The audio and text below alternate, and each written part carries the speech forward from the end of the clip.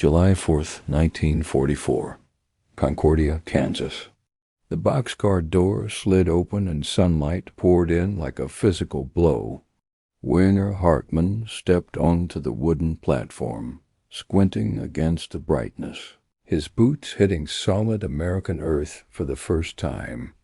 Behind him, 47 German paratroopers shuffled forward, captured 3 weeks earlier at Normandy, still braced for whatever brutality awaited them. They'd spent 3 days crossing half a continent in those boxcars, watching through the slats as America sprawled past like propaganda they couldn't believe. Before we continue with Werner's story, if you're watching from Kansas, Germany, or anywhere in between, hit that like button and subscribe. Drop a comment telling us where you're tuning in from. Now, let's get back to the moment everything Werner believed began to unravel. The platform was clean. Not immaculate, just normal clean. The kind that suggested routine maintenance rather than special preparation. American guards stood at intervals, rifles slung casually over shoulders, talking amongst themselves. One was eating something from waxed paper. Another laughed at a joke Werner couldn't hear. They didn't look like conquerors. They looked like factory workers on a lunch break. And then Werner saw them. Women. American women in civilian clothes walking freely through the compound, carrying clipboards, chatting with soldiers, moving with the casual confidence of people who'd never once considered they might be in danger. He blinked hard, certain his eyes were playing tricks. The propaganda had promised him a nation on the brink of collapse, resources stretched thin, women hidden away from the ugliness of war. Instead, across the yard, a woman in a blue dress and heels was laughing at something a guard had said. That's when Werner realized something that made his stomach drop. Germany had lied about everything, which meant Germany had already lost. To understand what Werner was experiencing, you need to understand what he'd been told. German propaganda in 1944 painted America as a nation of soft civilians, morally decadent, industrially incompetent, barely holding together under the strain of war. The message was consistent. American men were weak, their women frivolous, their factories inefficient, their will fragile. German soldiers were taught that capture by Americans would mean starvation, forced labor, perhaps execution. The reality couldn't have been more different. In 1944, the United States produced more than just military equipment. It produced abundance on a scale Germany couldn't comprehend. While German civilians were eating ersatz bread made from sawdust and receiving 1,400 calories a day, American farms were growing record harvests. The Midwest alone produced more wheat than all of Germany combined. Kansas, where Werner now stood, was just one state in a breadbasket so vast it could feed not only America but its allies and prisoners too. The numbers tell the story better than words. In 1943, American factories produced 86,000 aircraft. Germany produced 25,000. America built 29,000 tanks that year. Germany built 12,000, but the real difference wasn't in weapons. It was in everything else. America produced 800,000 tons of synthetic rubber. Germany, cut off from natural rubber supplies, produced 115,000. American oil refineries processed 1.5 billion barrels annually. Germany refined 33 million. Werner didn't know these numbers as he stood on that platform, but he was about to experience what they meant in practice. The processing building was cool inside, electric fans turning lazily overhead. Tables lined both sides of the room. and behind each table sat either an American soldier or a woman. Werner was directed to a table where a young woman, maybe 30, with dark hair pinned up and lipstick the color of cherries, gestured him forward. She spoke German.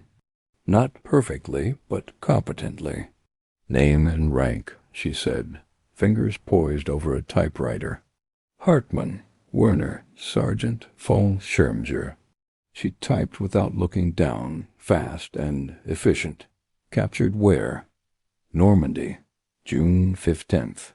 She filled out forms with practiced ease, stamped documents, attached a photograph they'd taken of him at the coast.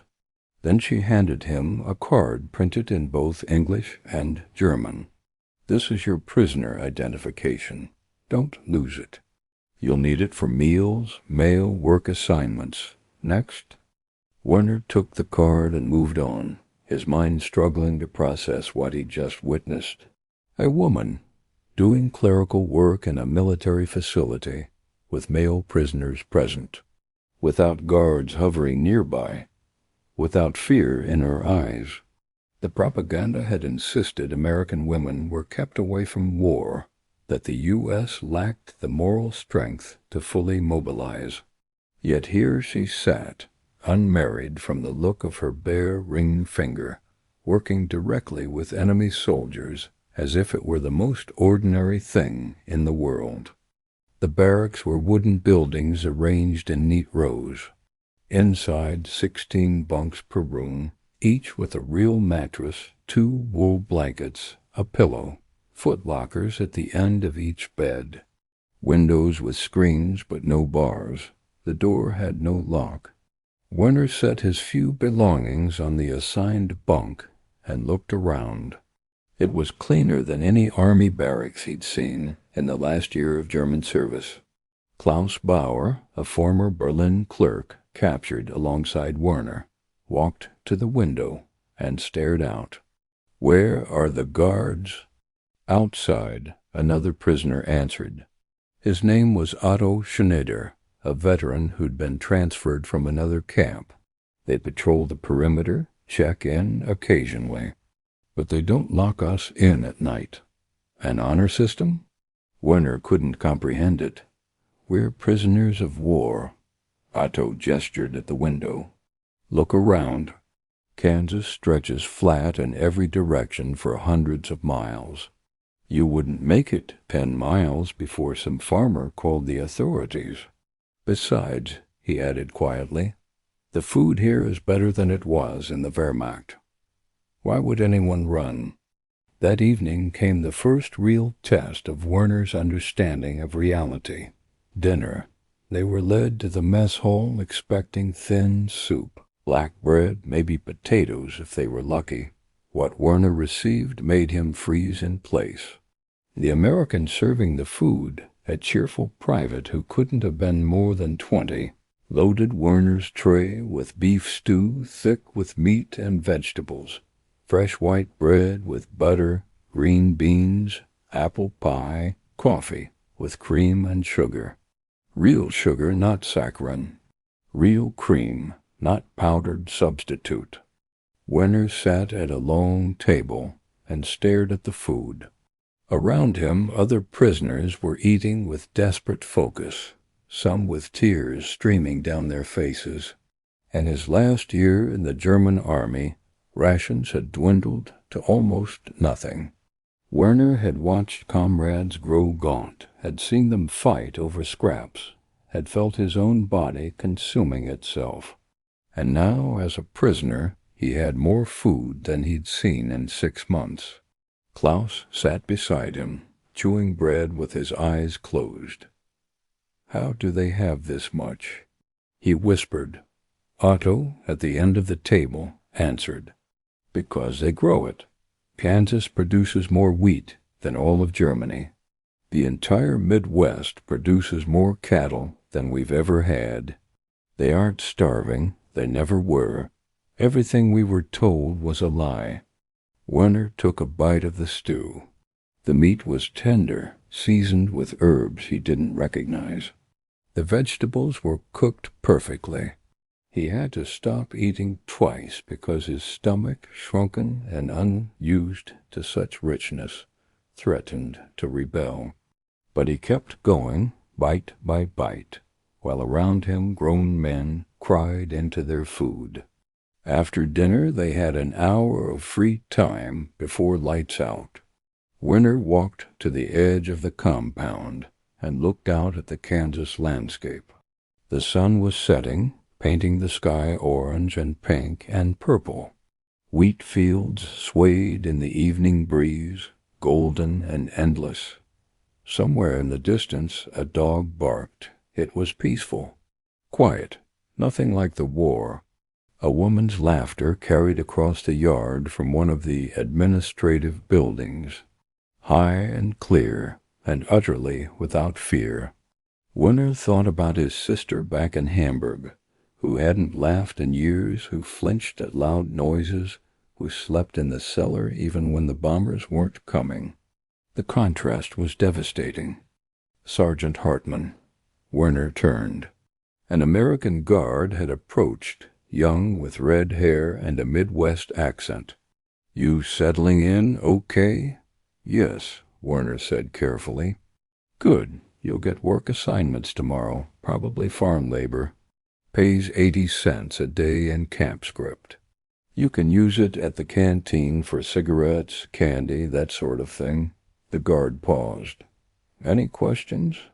The question escaped before Werner could stop it. "The women. Why are they here? In a prisoner camp?" The guard looked genuinely confused. "Why wouldn't they be? They're clerks, translators, Red Cross workers. We need staff. They need jobs. What's strange about that?" "In Germany," Werner said slowly, "women don't work in military facilities." The guard shrugged. "Well, you're not in Germany anymore." By the end of the first week, Werner had settled into routines that felt surreal. Each morning, he and 20 other prisoners were driven in trucks to nearby farms where they helped with the harvest. The work was hard, but not cruel. The farmers treated them like hired hands, showed them how to operate equipment, shared water breaks, and sometimes lunch. One farmer, a man in his 60s named Harold Fisher, spoke to Werner while they were mending a fence. "You know much about farming?" "No," Werner admitted.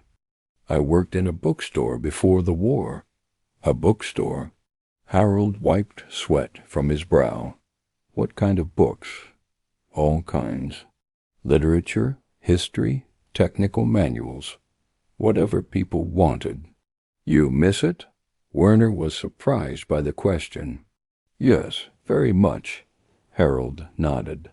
"War takes people from their lives, turns them into things they never meant to be. I was in the First War, France, saw things I'd rather forget.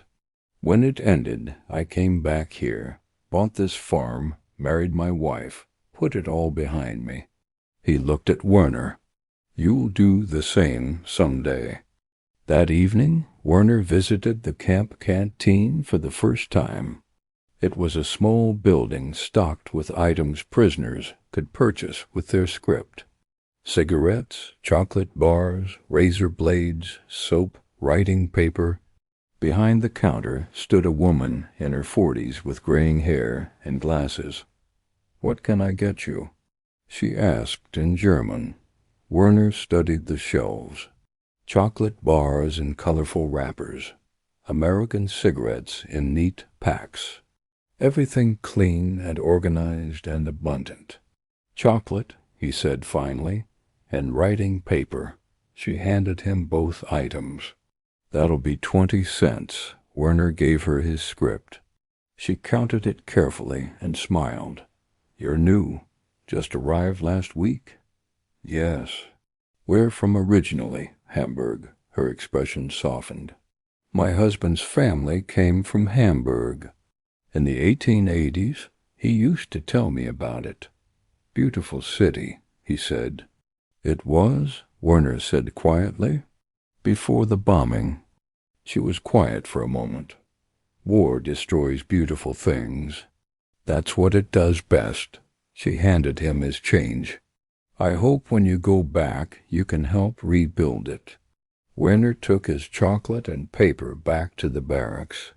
He sat on his bunk and opened the chocolate bar. Hershey's, the wrapper said. He took a small bite.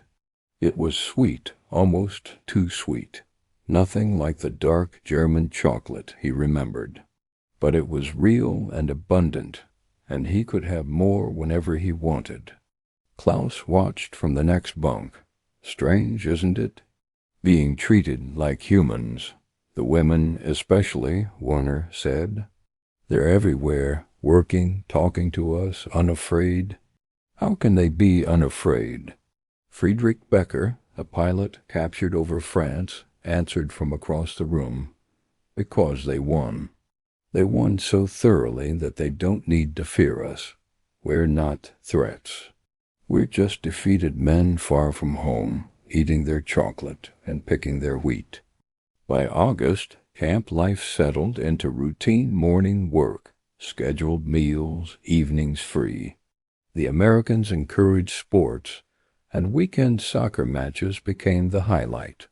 Werner, who'd played before the war, joined the prisoner team. Women helped organize the big match against the American Guards. One of them, Red Cross worker Mary Sullivan, approached Werner beforehand. She was young, kind-eyed. "Good luck," she said in careful German. He answered in English, surprising them both. They spoke briefly, his former dream of teaching literature, her brother fighting in Europe, her effort to remember the prisoners were someone's brothers too. Werner couldn't respond. Her honesty shook him. The match was close. The prisoners won 3-2, and afterward both sides laughed, shook hands, and replayed goals. That evening the camp felt lighter than ever. Werner felt something inside him thaw. Propaganda had prepared him for cruelty, not this unexpected humanity. In September, prisoners were allowed to write home. Werner stared at blank paper, thinking of bombed-out Hamburg while he lived safely in Kansas, fed and treated with dignity. At last he wrote simply that he was alive, well, and grateful. By October, the canteen expanded. Helen Gardner added new items, including canned hamburgers served weekly. Werner tried one processed, simple, thoroughly American, and found it delicious. Klaus devoured 2. Friedrich shook his head.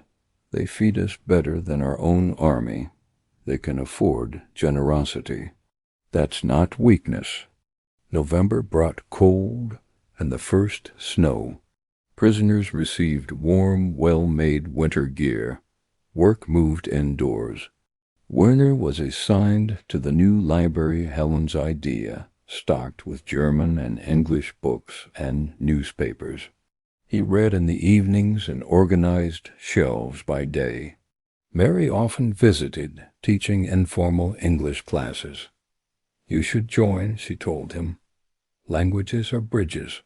You'll need them when you rebuild." Werner wasn't sure, but he kept thinking about it.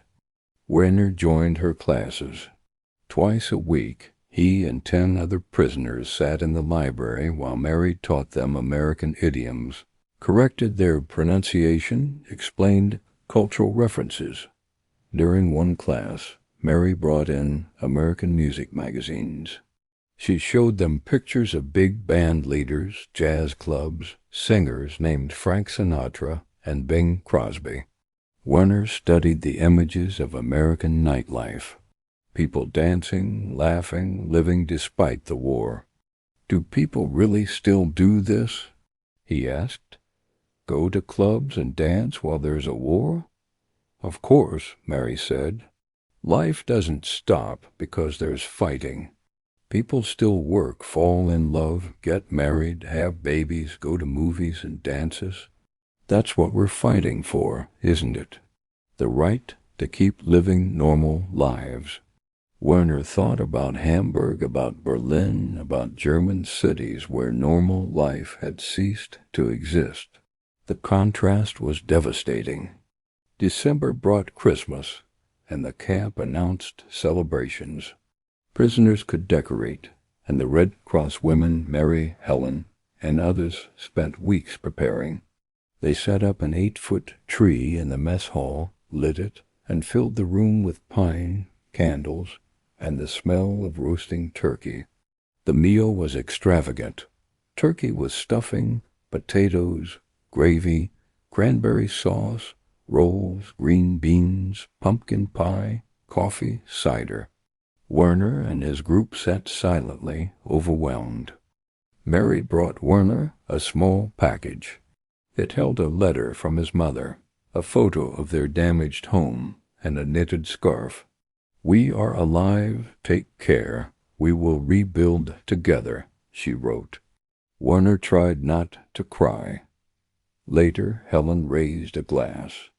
To peace, to going home, to the day when enemies become just people again. The room echoed her words. On May 8, 1945, Germany surrendered. Radios buzzed through Camp Concordia.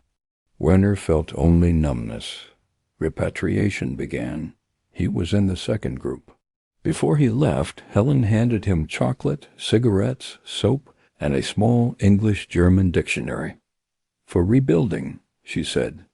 "And remember Kansas." Werner returned to a ruined Hamburg in July. His family's house barely stood, but they were alive. His gifts from Kansas helped them survive. By 1947, he was teaching in a patched-up school. His students knew only war. Werner taught them literature, English, and what he had learned in captivity. The Americans could have been cruel. They chose kindness instead, not from weakness, but strength.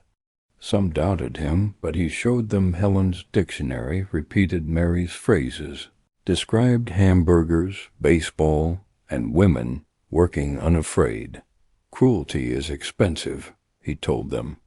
"Kindness builds loyalty freely given." By the 1950s, he taught in a rebuilt school. His students became the generation that restored Germany. Werner taught until 1978. Germany prospered. His lessons endured. Concordia was dismantled in 1946. Only a marker remains. Helen died in 1971, Mary in 1964, Werner in 1983, but the lesson survived. Small acts of decency can reshape nations. Kansas, 1944, flatland, hamburgers, women working without fear taught that strength and kindness aren't opposites. Treating enemies as humans is its own quiet revolution.